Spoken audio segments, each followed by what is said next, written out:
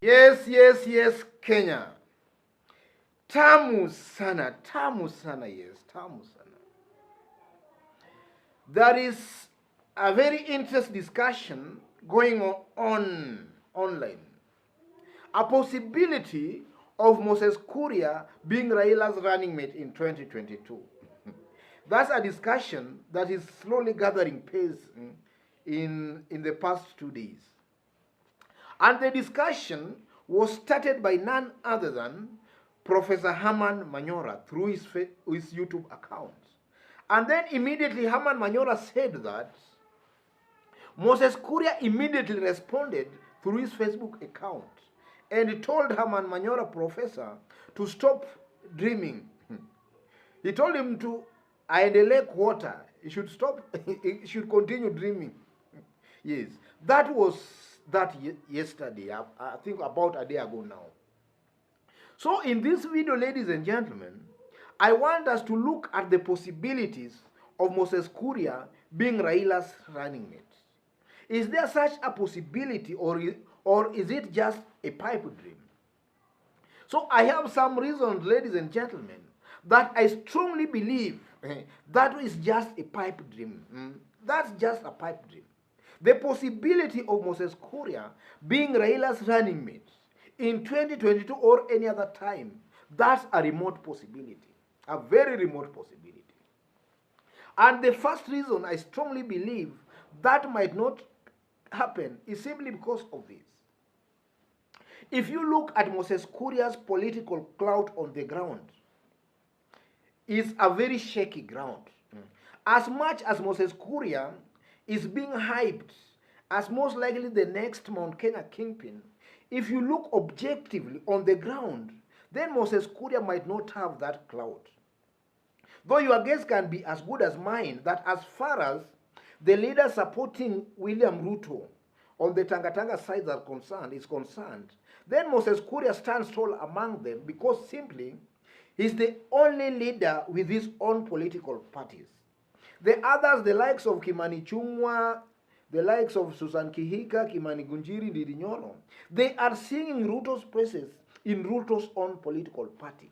While Moses Kuria is singing Ruto's praises in his own political party. So that's propelling Moses Kuria as being the top of all those other leaders allied to one William Ruto. But if you look it objectively on the ground, then that might not be true. Let's go back to how Moses Kuria started his political journey in Gatundu South. He first came to parliament through a by-election in 2014 after the death of the then member of parliament, Ngugi Nyumu. Then, Moses Kuria, during that by-election, the competitors or the other contestants were not given ample time to square it out with Moses Kuria in the election. And from some quarters or from some other news sources, it seems to appear at that time that everybody was intimidated to let Moses Kuria contest, or rather to be crowned, or rather to go unopposed. And there was this woman by the name of Joyce Ngugi, who at that time was rumored to be the strongest candidate on the ground. And it was feared that if she was allowed to square it out with Moses Kuria at that time, she might have beaten Moses Kuria. That's a rumored, a very likely possibility. So everybody was intimidated and Moses Kuria was just elected unopposed. And then in 2017 elections again, all the strong aspirants for Gatundu South, we were told were also intimidated. And Madam Ngugi, this Joyce Ngugi, was somehow intimidated to a point. She dropped out of the race again, citing that she was being intimidated by her political rivals. And you know, Moses Kuria contested on a Jubilee Party ticket. So it was widely believed that again, if this Madam Joyce Ngugi was allowed again to square it out with Moses Kuria, she might have she might have beaten Moses Kuria. Then after the elections, ladies and gentlemen, when Moses Kuria started rebelling, this same Madam Joyce Ngugi, the widow of the late member of parliament. Immediately, Moses Kuria started rebelling against the president. It was rumored that now the system, or rather the deep state now, was trying now to bring up the woman, now to square it with Moses Kuria in 2022. And it is also believed that that's the reason this woman, Joyce Ngugi, was even appointed as the deputy governor of Kiambu, to make her prepare so that she can square it out with Moses Kuria in 2022.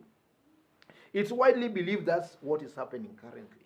Though Moses Kuria has not yet proved the kind of metal is made of on the ground, because he has never squared it out with a very strong opponent there because of the system.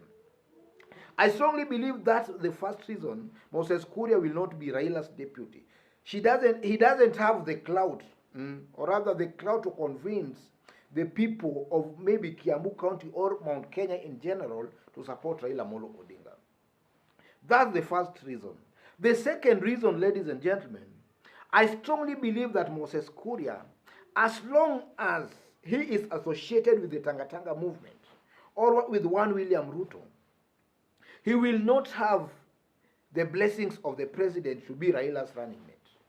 Simply because he is allied or rather associated with William Ruto currently.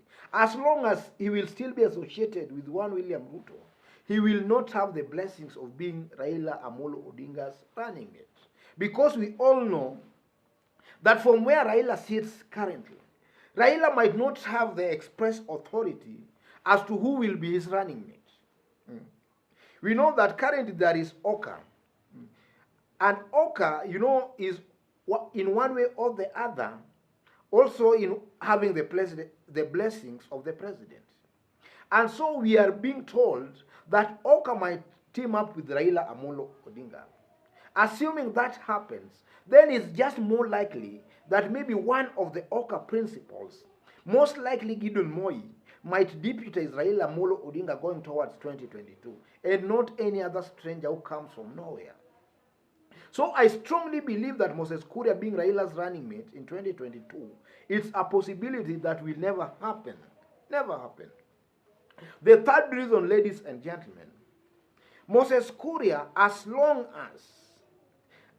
as Moses Kuria will not be in the Uhuru camp, because there have been some rumors that Moses Kuria has been an Uhuru spy in the Tanga Tanga movement. So as long as he will not be on the Uhuru side in 2022, he cannot be Raila's running mate. But assuming he is the spy as it's believed, then with the blessings of the president, that can be also a possibility in that Mount Kenya will also want to see one of their own in the top slots, maybe to endear them to Raila Amolo Odinga. If that happens with the blessings of the president, then it can be a possibility. Having said all that, ladies and gentlemen, from where I sit personally, I would rather advise Raila Amolo Odinga to do all it takes to make sure that his running mate is not a one Moses Kuria. That name Moses Kuria, ladies and gentlemen, is like an insult to some Kenyans, because we still remember pretty well during 2017 election and even after the death of the late Chris Musando, Moses Kuria was widely mentioned in the whole debacle. And not only that, Moses Kuria, if you look at why he was elected in 2014, he was elected simply because of the way he was uttering insults to Raila Amolo Odinga and to a larger extent to the Luo community. This same Moses Kuria, he has been uttering some utterances that has really been demeaning, bringing on the Kutairi kind of notion and all those sorts of things. This one man, Moses Kuria. So I strongly believe from where I see it, that Raila Amolo Odinga should find Moses Kuria as the last person he can even want on his political camp. Simply because that name alone is not appealing to maybe some of Raila's supporters. And Raila is strong because of his supporters, not because of the handshake or this other side. It's Raila supporters that has made him very strong, the loyal supporters. And so Raila Amolo Odinga must also consider that fact when he's trying to choose a running mate. From where I sit, I strongly believe that the most qualified person currently to maybe deputize Raila Amolo Odinga is maybe Kalonzo Musyoka, Musalia Mudavadi, or even Gideon Moi. Because Gideon Moi well represents the interest of the deep state. And we know in Kenya that it's not all about what the ground, or rather the voting, but it's also about what the deep state wants. So Raila picking Gideon Moi might also endear him to the deep state or even to the president. And I strongly believe that the Raila's running mate will largely be influenced by the president. That's what I strongly believe. And from what we are seeing, the president somehow has a soft spot for Gideon Moi. So I strongly believe that Raila Amolo Odinga, for him to easily ascend to power, then he should maybe go with Gideon Moi, Kalonzo Musyoka, or even Musalia Mudavadi. That's my opinion anyway.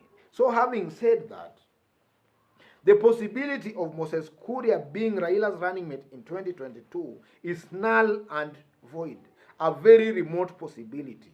A possibility that should be discouraged at all costs. So my friend Professor Herman Manyora, you got it wrong on that.